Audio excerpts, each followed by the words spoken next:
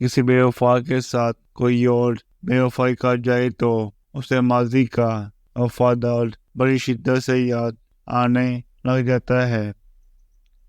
जिस शख्स के बारे में तुम सोचते हो कि वो तुम्हें छोड़ देगा और तुम्हारी मोहब्बत नहीं होना चाहिए।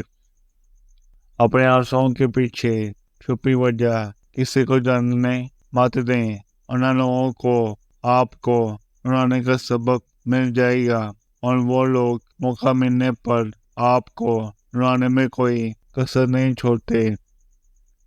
मोहब्बत का ये दस्तूर है कि जिससे मोहब्बत हो उसे आसानी से आज़ाद नहीं किया जा सकता, क्योंकि उससे आज़ाद करने से दिल को बहुत तकलीफ होती है।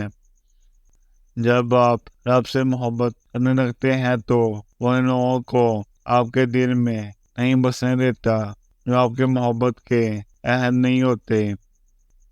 जिसका दिल दुखाओ, माफ़ी भी उसी से मांगो।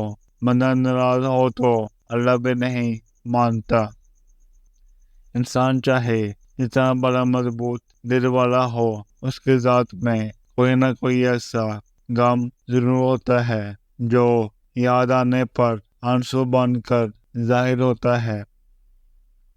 अगर दर्द तुम्हें रात भर सोने ना दे और तुम्हें किसी की हद से ज़्यादा याद आए तो अल्लाह चाहता है कि मेरा बंदा मेरे करीब हो जाए, क्योंकि जो शख्स अल्लाह को बहुत पसंद होता है तो अल्लाह उसे थोड़ी तकलीफ देकर अपने करीब करना चाहता है, लेकिन उसे कभी अकेला नहीं छोड़ता।